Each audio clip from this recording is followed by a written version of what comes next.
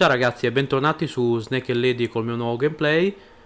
Dopo le fatiche, tra virgolette, di Little Nightmares, il quale mi ha messo a dura prova in alcune sezioni, come avete visto, ho deciso di proporre un altro indie, anche se comunque di indie non si può parlare più, dai. È una produzione medio-alta, quindi però dai, ci sta ancora. Come avete visto dal logo, si tratta di What Remains of Edith Finch, un'avventura narrativa dove dovrete semplicemente procedere attraverso le stanze di questa villa misteriosa e ascoltare le storie dei vari personaggi. La trama appunto narra le vicende di Edith, la quale torna alla sua villa, la villa di famiglia, dopo tanti anni, dopo tanti anni d'assenza, dopo averla lasciata a causa di circostanze drammatiche da piccola, da bambina. E durante la nostra passeggiata nelle varie stanze della casa rivivremo le storie di ogni singolo membro della famiglia Finch sin dai tempi della fondazione secoli prima. E questo si divide proprio in sezioni dove interpreteremo questi personaggi e vedere i loro ultimi momenti di vita, in poche parole. È tutto vissuto tramite, tutto raccontato tramite diario di Edith, quindi è molto interessante. Anche il modo in cui sono messi i sottotitoli è proprio fatto bene, a regola d'arte. Non ho, non ho timore di dire che a livello narrativo sia stato uno dei giochi che mi ha emozionato di più degli ultimi tempi. Adesso che ripenso ai giochi che ho fatto in questi mesi, mi ha preso in tutto. Le musiche sono molto belle, essenziali, però molto belle, messe tutte al punto giusto. E poi comunque a livello proprio di caratterizzazione, cioè nonostante che comunque lei non la vedi mai in faccia, alla fine del gioco hai proprio la sensazione di conoscerla. E questo è molto molto bello. Poi comunque è un'avventura triste, drammatica. Io ho empatizzato tanto. Io spero che anche voi lo apprezziate e andiate al di là del fatto che comunque il gameplay mi rendo conto che non sia questo granché, perché comunque cammini e basta, ascolti la trama, è buona. Però comunque se riuscite ad andare oltre a questo fatto rimarrà comunque un gioco nei vostri cuori. Io ne sono sicuro, come è rimasto a me. Comunque, bando alle ciance e iniziamo. Ovviamente ragazzi io non commenterò l'avventura perché rovinerei soltanto l'atmosfera e non saprei neanche dove inserire la mia voce, il mio commentary, quindi ve la faccio godere così come me la sono goduta io.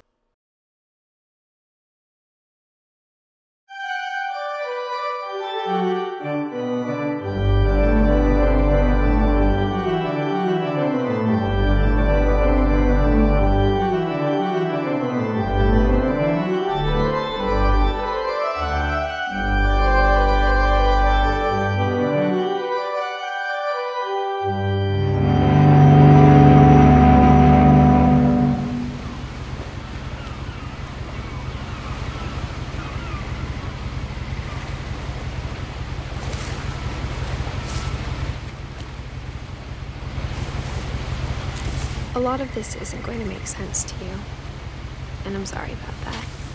I'm just going to start at the beginning, with the house.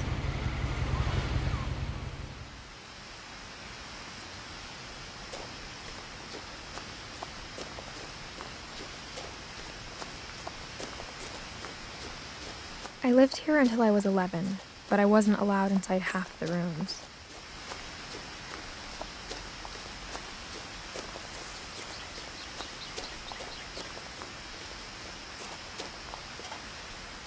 Inside the mailbox were bills from 7 years ago, marked urgent, open immediately. I hadn't been back since my brother Lewis's funeral.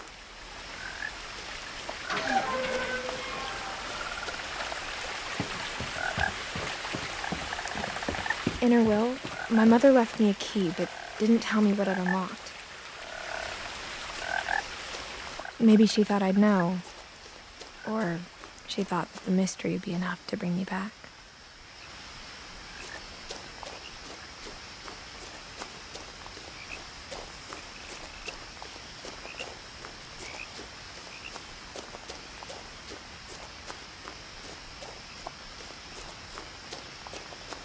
No one had driven this way in a long time, but I saw a few hoof prints.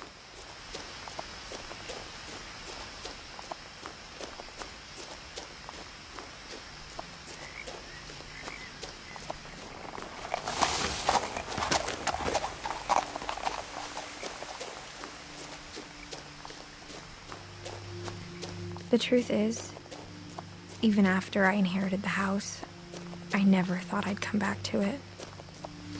But now I had questions about my family that only the house knew the answers to.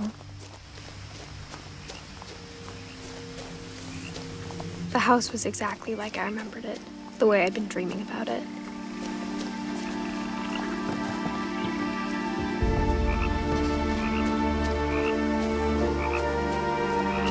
As a child, the house made me uncomfortable in a way I couldn't put into words. Now, as a 17-year-old, I knew exactly what those words were. I was afraid of the house.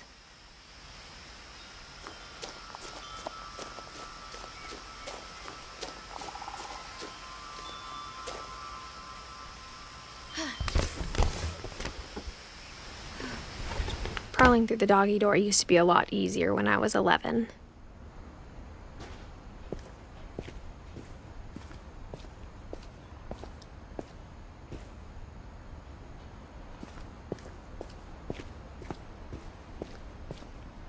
The power had been turned off the night we left. For the first time in years, I felt like I was home. But instead of a family, there were just memories of one. Like how after Louis started working at the cannery, we all got sick of eating salmon, except our cat, Molly. Or how only one restaurant would deliver to our house, so we had Chinese a lot.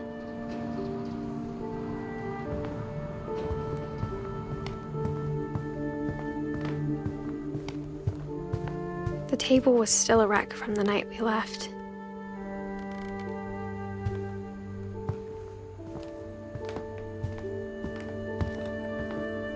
My mom was the only one of us who could imagine Great-Grandma Edie living in a nursing home.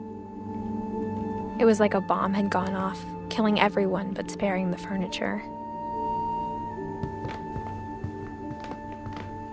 Nothing in the house looked abnormal. There was just too much of it, like a smile with too many teeth. Even the fireplace had a story. Edie told me the bricks came from the original house, after it sank.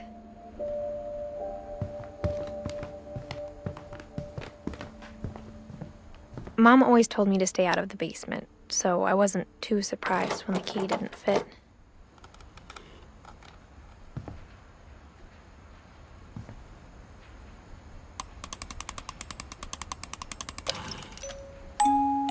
Great-Grandpa Sven built a music box for Barbara, along with the rest of the house.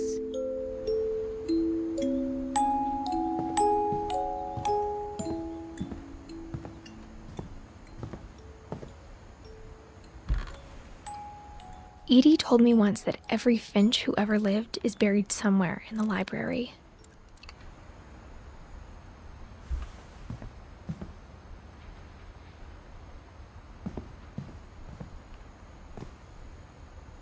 After Milton disappeared, Mom sealed up all the bedrooms. Then Edie retaliated and drilled peepholes.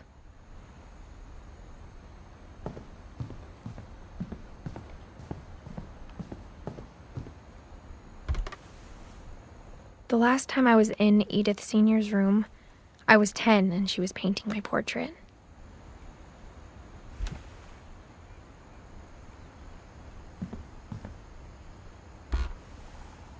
As a kid, I just assumed every house had peepholes and sealed rooms you weren't allowed inside of.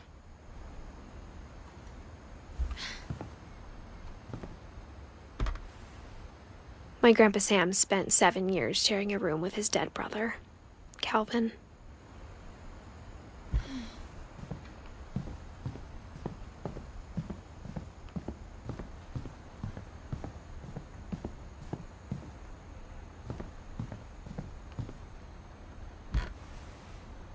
Molly always seemed like a girl I could imagine being friends with, if she hadn't died in 1947.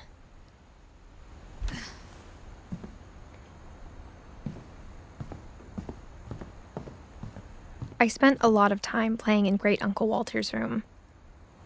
I think my mom sometimes regretted not sealing it up. Lewis told me there were secret passages, but I never believed him.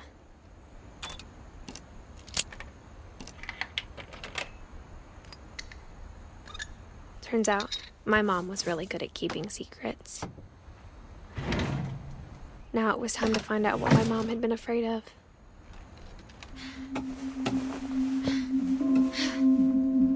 From the paintings on the wall, it was clear my brother Milton had been here before me.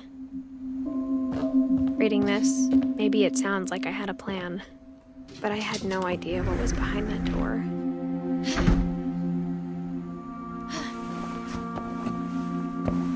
Just like I had no idea where all this was gonna lead. I grew up looking at Molly's room through the peephole. Molly's gerbil had a tiny bedroom with its own even tinier gerbil cage.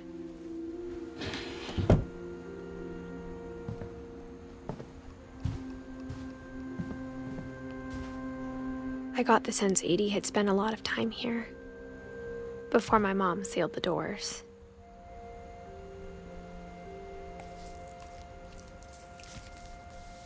December 13th, 1947. Dear Diary, I'll be gone soon, but I wanted to tell somebody about what's gonna happen. It started when Mom sent me to bed without dinner. I woke up and I was starving, so I looked around for something to eat.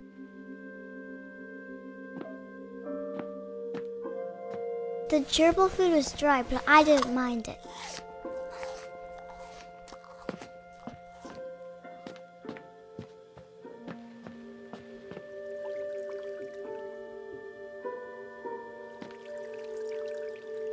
I thought about eating Christopher, but I held back.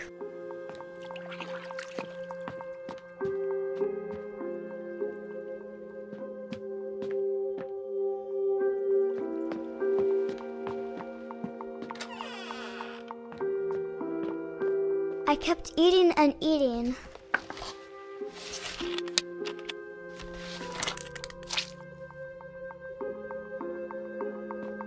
I ate a lot of things that night.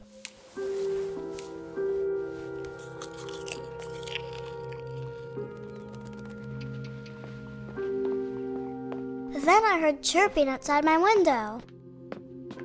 It was a barn swallow going back to her nest. I reached out for her.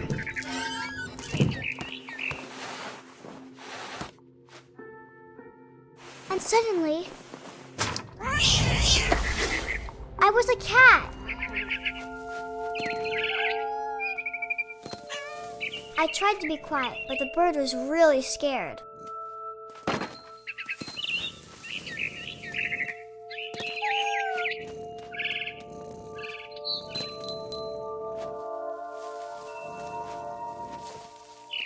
Mom and Dad didn't even look at me.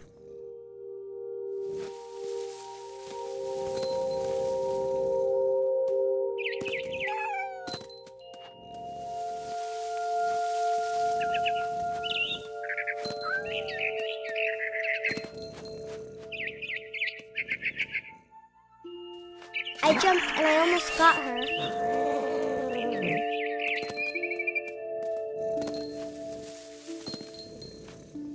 I could tell she was getting really tired. Now I was up in the big tree.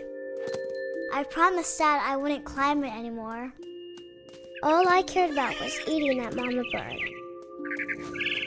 I gobbled her up.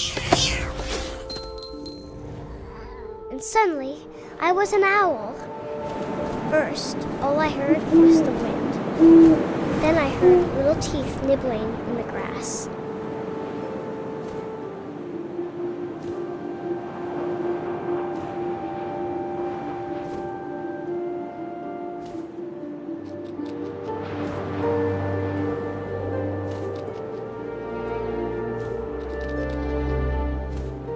Rabbits.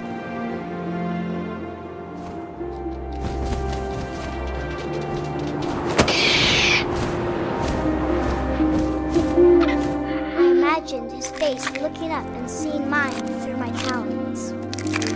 I swallowed him up, and I didn't chew one bit. Then I flew off to find something bigger.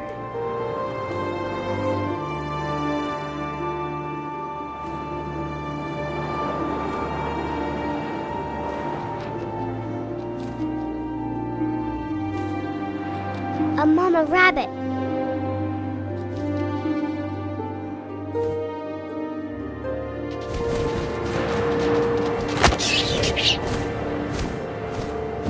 She was almost too big to carry.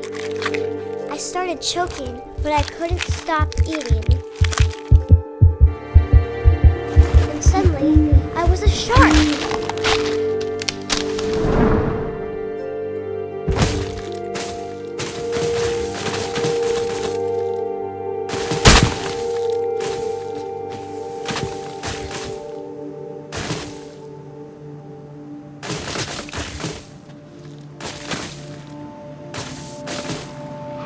I rolled off a cliff and into the ocean. Now, I was hungrier than ever.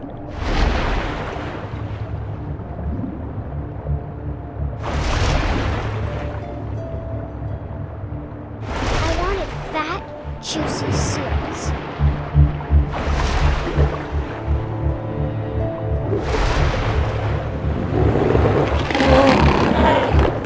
I tore off her flipper, and it tasted really good.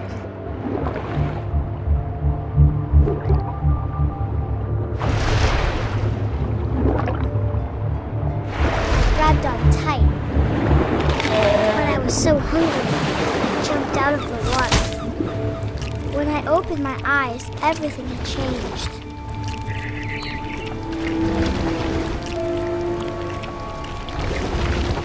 Now I was a monster, and I smelled people everywhere.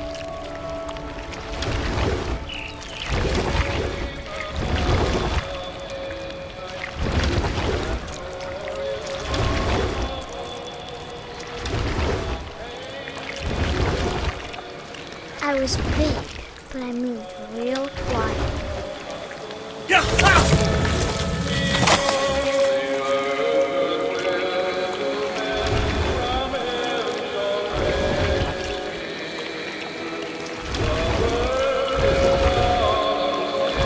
I wanted to stop, but also I didn't.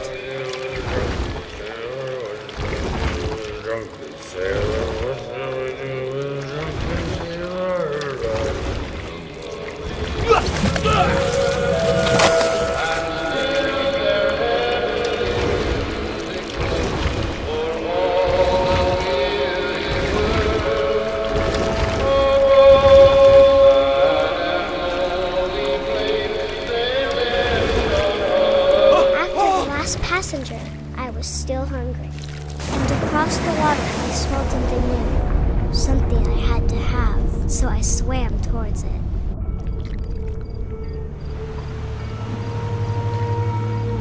I slithered onto the sand, and the good smell went into an old pipe.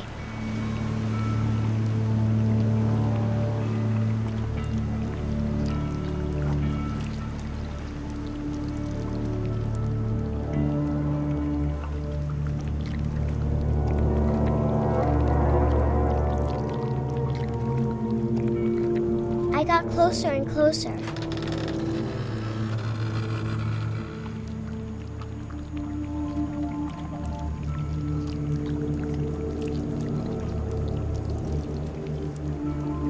All my stomach started growling.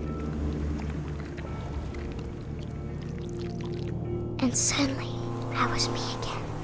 I held my breath for a long time, but I couldn't hear anything. I is waiting for me to fall asleep. But it's not going to wait much longer. It needs to feed, and we both know I will be delicious.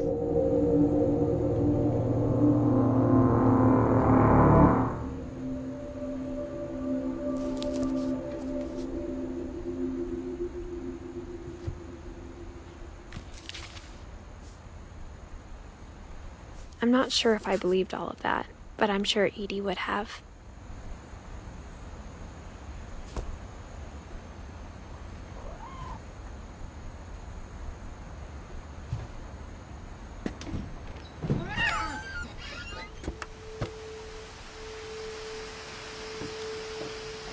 This will be obvious later, but my mom never told me any of these stories.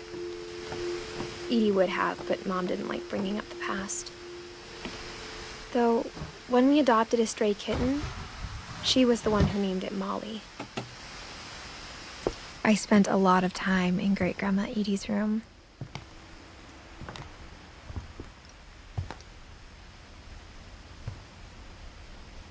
Louis died a week before we left, but Edie had already started to memorialize him. Her room was like a museum.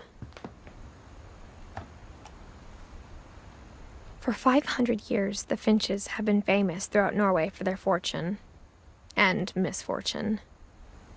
Odin Finch buries the latest victims of the family curse, his wife Ingeborg and their newborn son, Johan. On January 7th, 1937, he set sail with his family and his house, hoping to leave the curse behind.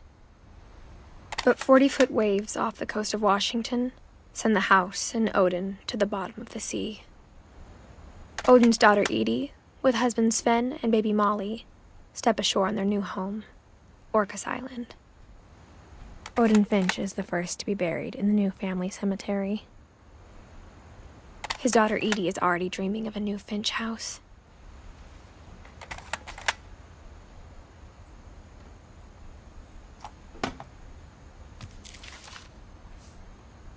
Whatever's wrong with this family, it goes back a long ways.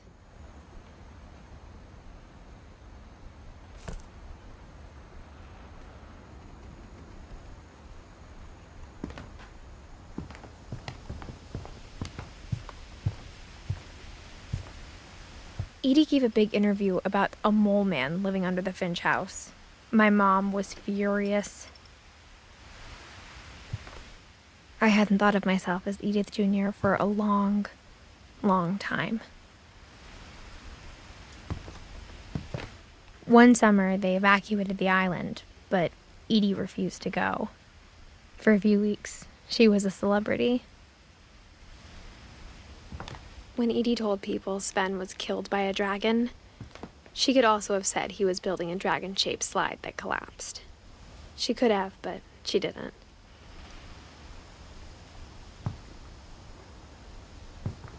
Even in her 90s, sometimes Edie seemed a lot younger than my mother.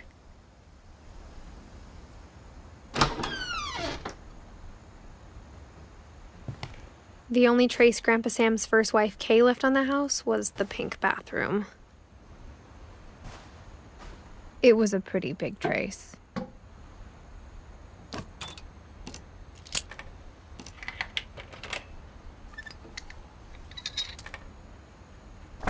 There's a secret in this bathroom.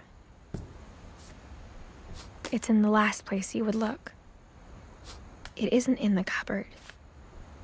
It's hidden in this book.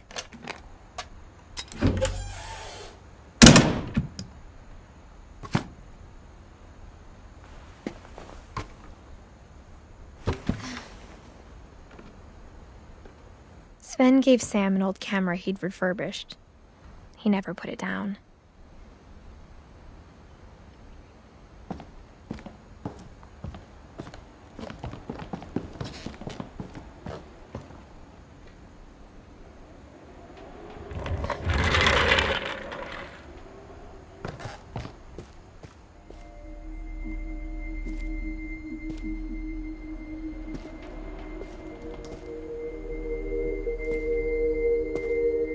I knew Grandpa Sam had a twin,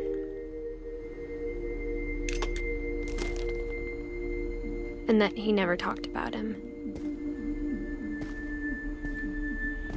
I guess my grandpa didn't like history any more than my mom did.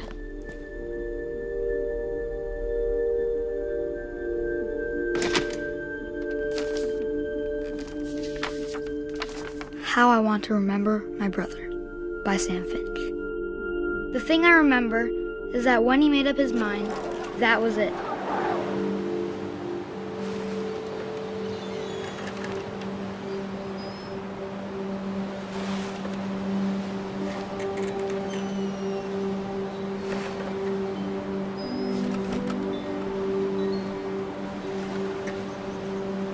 My brother said he'd die before he ate another mushroom.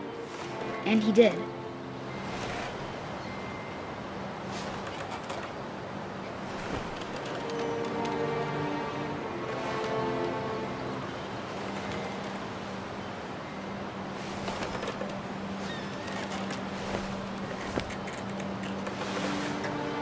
At Barbara's funeral, we swore we'd never be afraid again. And he wasn't.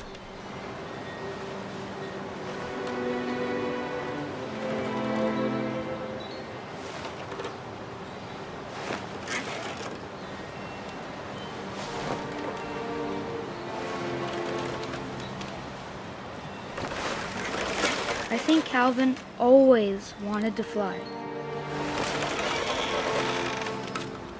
Sam! Calvin! Dinner's ready! Coming! But that day, he finally made up his mind to do it.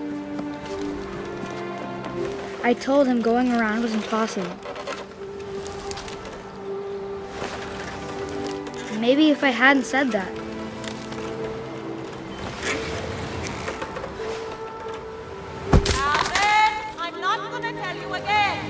maybe if the wind hadn't picked up, then maybe he'd still be here. But I doubt it. I think he'd already made up his mind. That's what I want to remember about my brother.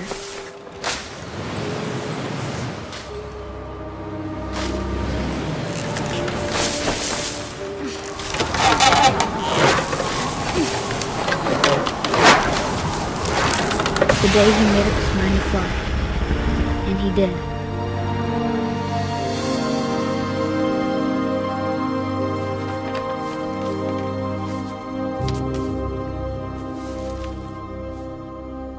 Calvin's story felt strangely familiar.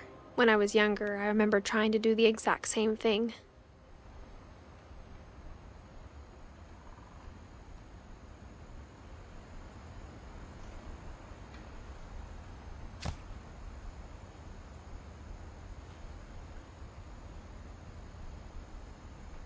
After the funeral, Edie roped off Calvin's half of the room.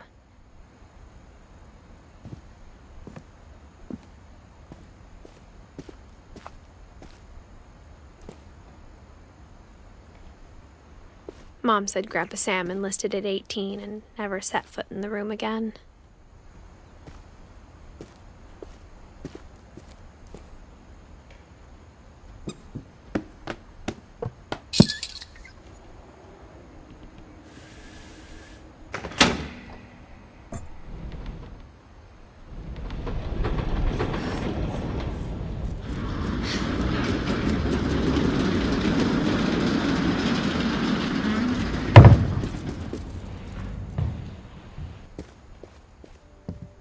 The passages were a pretty tight fit. They'd obviously been built for smaller hands and bellies.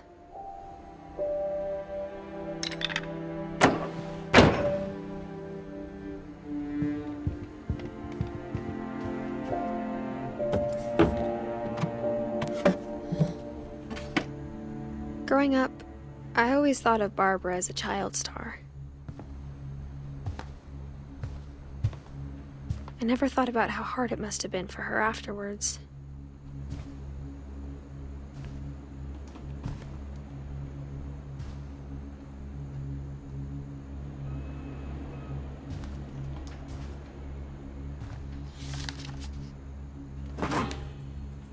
Of all the stories people wrote about Barbara's death, I'm surprised Edie saved this one.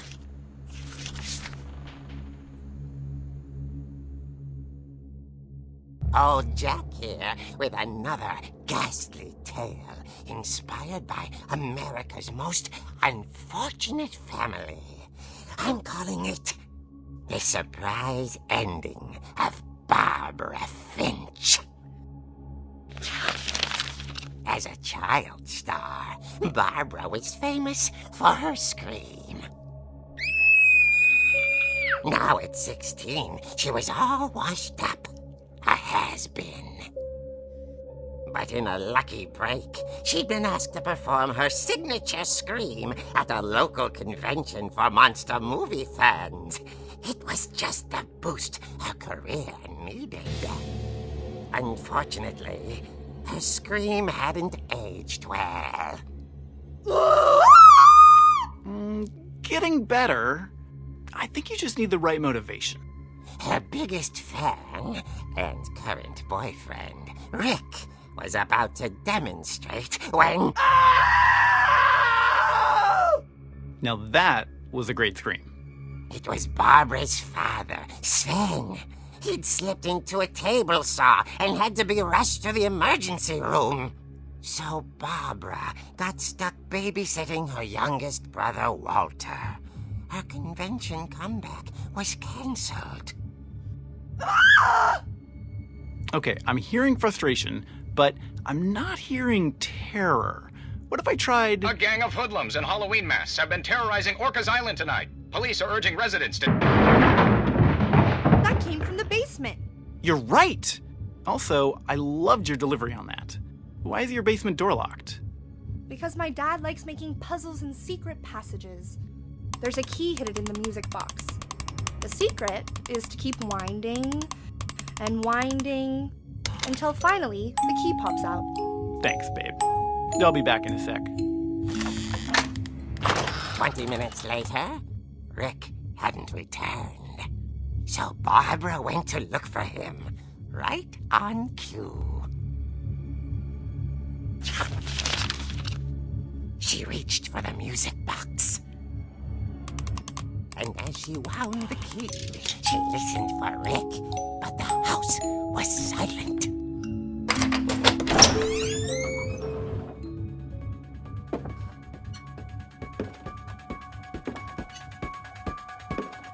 She found Rick's crutch and imagined the worst.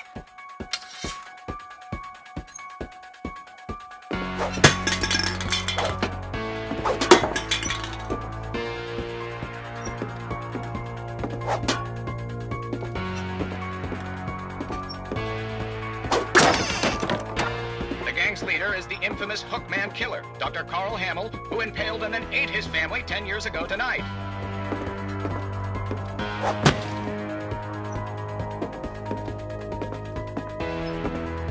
The old fridge rattled and grew still.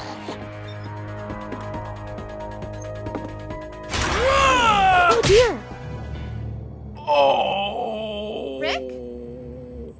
Barb, relax. I was just trying to scare you to help you find your scream. Well, I'm not scared, Rick. I'm furious. Then act furious. All I'm getting from you now is that you're hurt and confused and She threw him out, but she kept a little something to remember him by. Barb, have you seen my other crutch?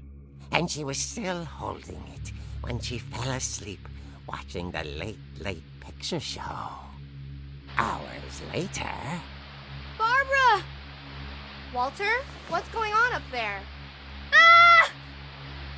Okay, I'm coming up, but if this is a trick, you're dead, Walter.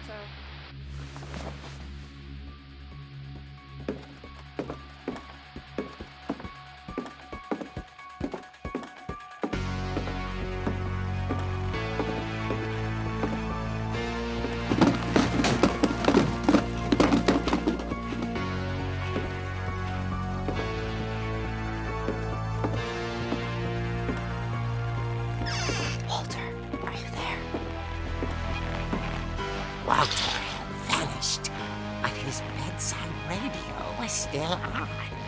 Orcas Island police describe the man as 6 feet tall, with a steel hook for a hand. Residents are urged to lock all doors and windows and notify the police of any suspicious activity. Barbara turned, saw the hook man, and was speechless. He was quite smashing.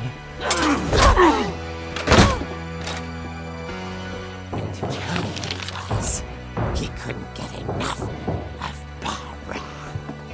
Okay, Barbara, there's gotta be another way out of here. That night, she played her part beautifully.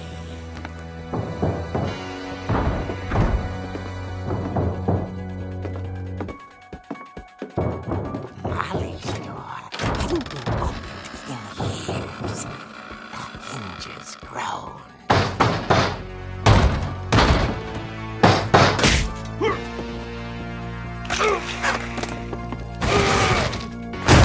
He wasn't moving, but she sensed the story might not be over yet.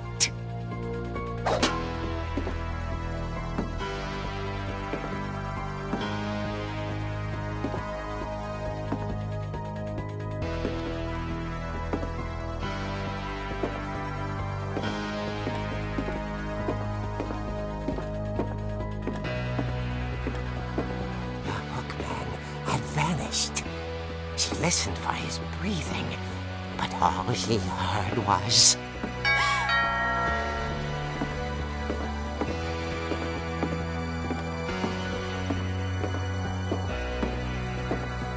At the door, she heard whispering. It was coming from inside the house.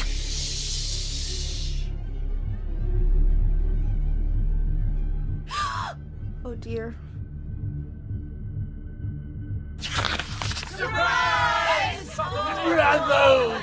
You were wonderful! The monsters had come to surprise her. For Barbara, it was a dream come true. Then she saw what kind of monsters they were, and she realized what was about to happen. She was going to be famous. And with her final breath, Barbara Finch gave the performance of her life.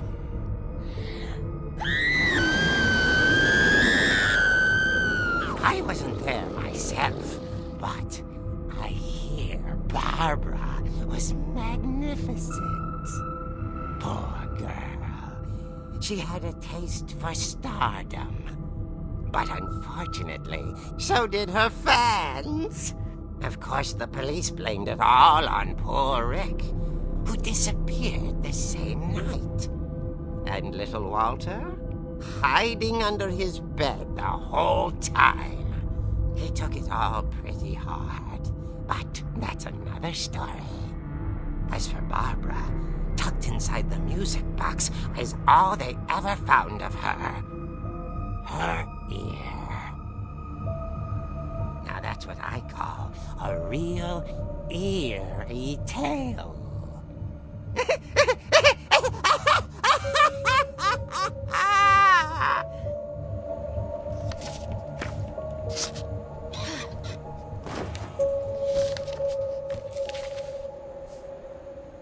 Edie told me all Barbara wanted was to be remembered, as absurd as that comic was.